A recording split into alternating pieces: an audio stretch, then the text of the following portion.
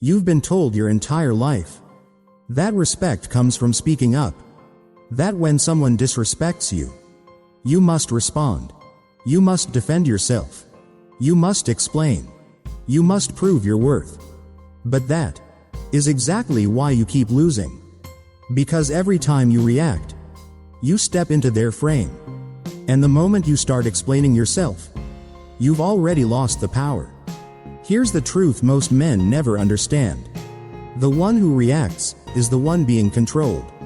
Not by force, not by authority, but by something far more dangerous. Emotion. Think about it. The moment someone insults you, your chest tightens, your jaw locks, your mind starts racing.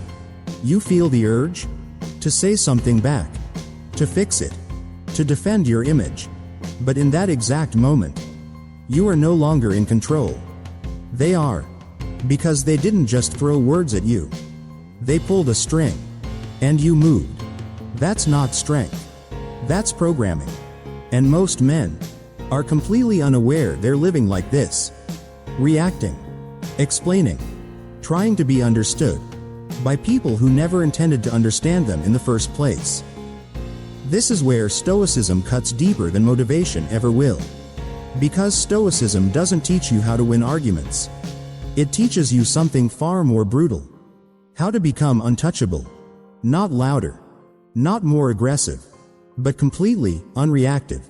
Cold. Still. Unreadable. Like a statue, watching chaos collapse in front of it. And once you understand this, everything changes. Because you stop seeing disrespect as something to fight, and start seeing it as a test. A test of control. A test of discipline. A test of who actually owns your mind. So let me ask you something. The next time someone tries to provoke you, will you react? Or will you take your power back? If you're ready to stop being controlled, stay with me. This will change how you handle every confrontation for the rest of your life. You don't react because you're weak. You react because you've been trained to. From a very young age, you were conditioned to believe something dangerous. That your value depends on how others see you. So when someone questions you, your brain doesn't treat it like an opinion. It treats it like a threat. Not to your body, but to your identity. And your nervous system doesn't know the difference. To it, social rejection equals survival risk. So what happens? The moment someone disrespects you, your body goes into alert mode. Your heart rate spikes. Your breathing changes. Your muscles tighten. And before you even think, you react. Not consciously, but automatically. This is not confidence. This is a reflex. A biological loop that most people never escape. And here's where it gets worse. Because your reaction doesn't just happen. It feeds something. Your ego. Every time you explain yourself, you are trying to repair your image. Every time you argue, you are trying to reclaim control. But what you don't see is this. The moment you start explaining, you have already accepted their authority to judge you. You've stepped into their frame. You've agreed, without realizing it, that their opinion matters. And now you're working to earn it back. This is why arguments feel so draining. Because you're not just talking. You're performing. Trying to prove something. Trying to be understood. Trying to win. In a game that was designed for you to lose. And the person provoking you? They know exactly what they're doing.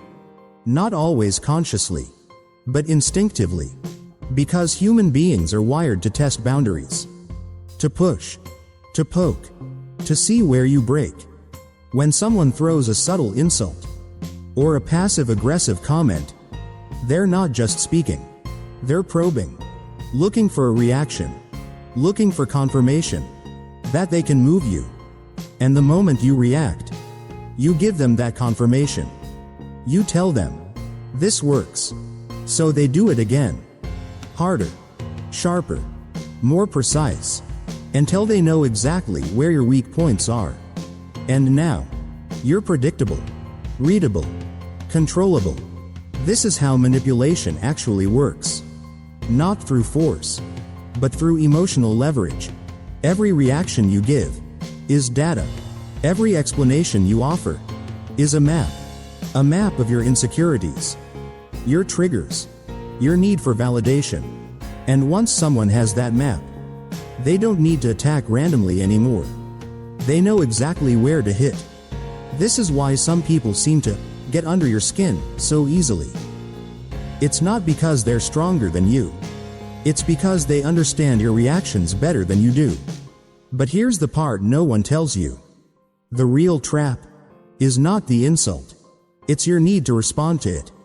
Because deep down, you still believe something dangerous. If I don't react, I lose. If I don't explain, they'll think I'm weak. If I stay silent, I'll be disrespected. So you react. Again and again. Defending. Explaining. Proving. And every time you do, you reinforce the very system that controls you. This is why most men never reach real power. Because they are addicted, not to winning, but to being seen winning. They don't want control. They want validation. And validation is the easiest thing in the world to manipulate. So the question is not, how do you respond better? The real question is, why do you feel the need to respond at all? Because until you break that, you will always be playing someone else's game. And once you see this clearly, once you realize your reactions are not strength, but programming, then you're ready for the only principle that actually gives you control. The Stoic law of non-reaction. Most men misunderstand silence. They think staying quiet means losing. They think if they don't respond, they look weak. But that's only true when you don't understand the structure of power. Because power is not about who speaks louder. It's about who doesn't need to speak at all. Look at any real hierarchy. A courtroom, a negotiation, a battlefield. There is always one pattern.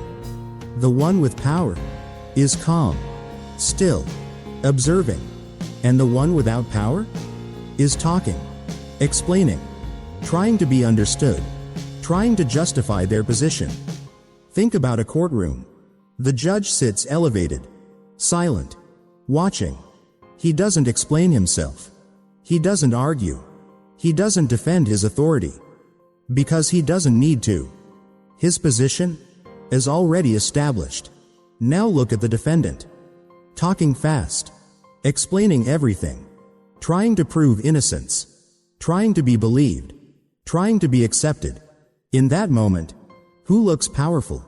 The silent observer, or the one trying to be understood? This is the structure you walk into.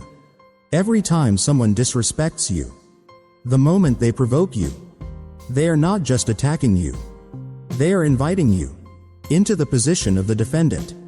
They want you to explain, to defend, to justify. Because the moment you do, you accept the role. And once you accept that role, you've already lowered your position. This is why explaining yourself is dangerous. Not because words are weak, but because of what those words imply. Every explanation carries a hidden message. Your opinion matters enough to affect me. Your judgment is valid enough for me to respond. I need you to understand me. And that is submission. Not in an obvious way, but in a psychological one.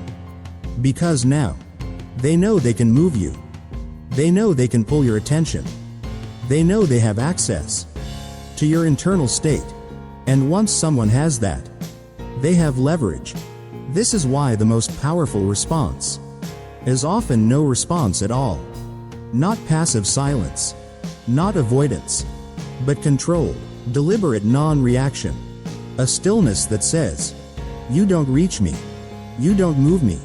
You don't exist on my level of concern. And this is where most people fail. Because they confuse silence with suppression. They stay quiet outside, but inside, they're boiling. Replaying the moment. Thinking of what they should have said. Trying to win the argument in their head. That's not Stoicism. That's restraint without control. Real Stoic non-reaction is internal. It's not just what you don't say. It's what you don't feel the need to say. It's the complete removal of their authority over your mind. Because once you truly understand this, you stop seeing disrespect as something you must answer, and start seeing it as something beneath response. Like noise, like static, like a child throwing a tantrum, trying to get your attention. And when you don't give it, something strange happens. The energy shifts. They pause. They hesitate. Because the script they expected didn't play out. They were ready for resistance, for argument, for emotion. But instead, they got nothing. And nothing is something most people cannot handle. Because without your reaction, their words collapse. There is no friction, no feedback, no validation, just silence. And in that silence, they are forced to sit with themselves. This is why non-reaction feels so powerful. Because it doesn't attack. It exposes. It doesn't argue. It removes the stage completely. And once the stage is gone, the performance dies. But understanding this is not enough. Because in real life, silence alone won't save you if you don't know how to apply it under pressure. So the next step is critical. How do you actually use this in real situations? Understanding power is one thing. Using it in real life is something else entirely. Because theory feels easy until someone looks you in the eye and disrespects you. That's where most men break. So let's make this practical. No philosophy, no abstraction, just real situations. Situation 1. The subtle disrespect. You're in a group. Someone makes a joke at your expense. Not direct enough to call out, but sharp enough to sting. Everyone laughs. And now all eyes are on you. This is where most men panic. They laugh it off awkwardly. Or worse, they defend themselves. They explain. They try to fix the moment. And instantly, they lose the frame. Here's what you do instead. You don't rush. You don't react. You hold still. Let the silence sit just 1 second longer than comfortable. Look at them. Not angry. Not smiling. Just neutral. Then either change the subject completely, or continue the conversation as if nothing happened. That single move does something powerful. It removes oxygen from the moment. It tells everyone in the room, this doesn't affect me. And when it doesn't affect you, it doesn't land. Situation 2. Direct confrontation. Someone challenges you, questions your decision, maybe even raises their voice. Now the pressure is higher. Your body wants to respond. Fast, sharp, emotional. This is where control becomes visible. Step 1. Slow everything down. Your breath, your posture, your timing. Do not match their energy. If they're loud, you go calm. If they're fast, you go slow. If they're emotional, you stay neutral. Because whoever controls the tempo controls the interaction. Step 2. Reduce your words. Most men over-explain here. They talk too much, trying to sound right, trying to win. Instead, you respond with less. Short, flat, minimal. Sometimes just one line. Okay, I hear you. Noted. No defense. No justification. No emotional charge. And then, silence. That silence forces them to deal with their own energy. And most people collapse under it. Situation 3. Passive-aggressive behavior. This is the most dangerous one. Because it's indirect. It's layered. It's designed to pull you into overthinking. A comment, a tone, a look. Something feels off. And now your mind starts spinning. What did they mean? Was that about me? Should I say something? This is the trap. Not the comment itself, but your reaction to it. Because passive aggression feeds on attention. The more you analyze it, the deeper you fall into their frame. So here's the rule. If it's not direct, it doesn't exist. You do not chase hidden meaning. You do not ask for clarification. You do not engage. You move forward as if nothing happened. Because forcing clarity is another form of explaining. And explaining is losing. Situation 4. Online disrespect. Comments, messages, random opinions from people who don't know you. This is where most men destroy their own image. Arguing in comment sections, defending themselves to strangers, trying to prove something to people who don't matter. Understand this. The internet is a reaction trap. It rewards emotion. It amplifies conflict. And the more you engage, the more you get pulled in. So your rule here is simple. You don't respond to noise. You don't correct strangers. You don't defend your identity online. Because real power doesn't argue in public. It moves in silence. Now here's the key that connects all of this. You are not trying to win these moments. You are refusing to play them. Because the moment you step into reaction, you've already accepted their terms. But when you stay still, when you stay neutral, when you stay completely in control, you shift the entire dynamic. From reacting to observing, from defending to deciding. And once you reach that point, people feel it, not because you said something powerful, but because you didn't need to. But there's a deeper layer to this. Because not reacting once is easy. Doing it consistently is a system. And without that system, you will break under pressure. So the next step is critical. How do you train yourself to stay in control no matter what? Knowing what to do is not enough. Because in the moment, your body takes over. Your instincts take over. And unless you've trained it, you will react. So if you want real control, you don't rely on willpower. You build a system, a repeatable loop, that conditions your mind to stay calm under pressure. Step 1.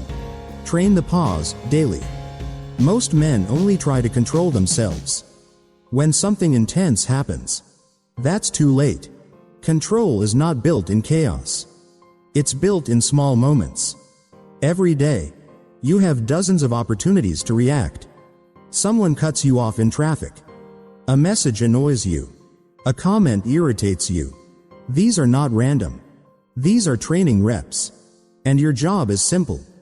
Catch the reaction before it becomes action. You feel the impulse. You pause. Just 1 second. That 1 second is where power begins. Because it breaks the automatic loop. Stimulus right pointing arrow reaction. Now it becomes stimulus right pointing arrow awareness right pointing arrow decision. That's control. And the more you practice that, the more natural it becomes. Step 2. Control the body first. You cannot control the mind if your body is already reacting. So you go physical. When pressure hits, you slow your breath in through the nose. Deep, controlled. You relax your jaw. You drop your shoulders. You remove tension. Because tension feeds reaction. And relaxation kills it. This is not theory. This is biology. Change the body, and the mind follows. Step 3. Reduce internal dialogue. Most reactions don't come from the outside. They come from what you say to yourself. He disrespected me. I need to respond. This isn't okay. That internal voice is what fuels your reaction. So instead of feeding it, you cut it. No analysis. No story. No interpretation. Just observation. He spoke. That happened. Nothing more. The moment you remove the narrative, you remove the emotional charge. And without emotion, there is nothing to react to. Step 4. Build your default responses. In high-pressure moments, you don't rise to the level of your intention. You fall to the level of your training. So you prepare in advance. Not with speeches. Not with comebacks. But with controlled, minimal responses. Simple lines you can use. Without emotion. Okay. Understood. Noted. Or nothing at all. Because the goal is not to impress. The goal is to remain unshaken. And when your responses are simple, your mind stays clear. Step 5. Accept discomfort. This is where most people fail. Because silence feels uncomfortable. It feels like losing. It feels like you should say something. But that discomfort is part of the process. It's the withdrawal symptom of breaking your addiction to reacting. Because that's what reacting is. An addiction. A need to release tension. A need to be heard. A need to restore your ego. And when you don't act on it, you feel it. Strong. But if you can sit in that discomfort without moving, you build something rare. Emotional discipline. And once you have that, everything changes. Here's the truth. You don't become powerful by controlling others. You become powerful by controlling your response to them. Because once your reactions are no longer automatic, no one can control you. Not with words. Not with pressure. Not with emotion. But there's an even deeper layer to this. Because once you stop reacting, something unexpected happens. People don't calm down. They escalate. They push harder. They try to break you. And if you don't understand why, you'll think your strategy isn't working. But that reaction is actually the clearest sign that it is. Here's what most men don't expect. When you stop reacting, things don't get easier. They get worse. At least, for a while. Because the moment you remove your reaction, you remove the reward. And when people lose the reward, they don't stop. They escalate. This is a psychological pattern known as an extinction burst. And once you understand it, everything starts to make sense. Think about it like this. Imagine someone is used to getting a reaction from you. They say something. You respond. They provoke. You react. Over time, they become conditioned. They expect it. Now suddenly, you stop. No reaction. No emotion. No engagement. What happens next? They push harder. They say something sharper. More personal. More aggressive. Because in their mind, the system is broken. And they're trying to fix it. They're pressing the same button. Harder. Faster. More intensely. Trying to get the same result. And this is the moment most men fail. Because they think, it's getting worse. I should say something. I need to shut this down. So they react. And instantly, the cycle resets. The other person learns. All I have to do is push harder. And now, you've trained them to disrespect you more. But if you understand what's happening, you see it differently. You realize, this is not power. This is desperation. They are not attacking you from a position of control. They are reacting to the loss of control. Because for the first time, they can't move you. They can't predict you. They can't get a response. And that creates pressure. Internal pressure. The kind most people can't handle. So what do? Nothing. You let it happen. You let them talk. You let them escalate. You let them burn energy while you stay still. Because every second you don't react, you are breaking the pattern. Every moment of silence is reprogramming their expectation. Until eventually, something shifts. They slow down. They hesitate. They lose certainty. And then, they stop. Not because you fought back, but because it stopped working. This is how real boundaries are built. Not through words, but through consistency. Through refusal. Through control. Because once someone realizes they cannot get a reaction from you, they stop trying. They go somewhere else. Find someone else. Easier. More reactive. And that's when you understand something deeper. Silence is not passive. Silence is pressure. But there's one final shift you need to make. Because if you're only doing this as a technique, you will eventually break. Real power comes when this is no longer something you do, but something you become. At the beginning, this feels like a technique. Something you try to do. You remind yourself to pause. You force yourself to stay silent. You control your reactions manually. But that phase doesn't last. Because real power is not effort, it's identity. The shift happens when you stop asking, "How should I respond?" and start living from, "I don't need to respond." You begin to see people differently.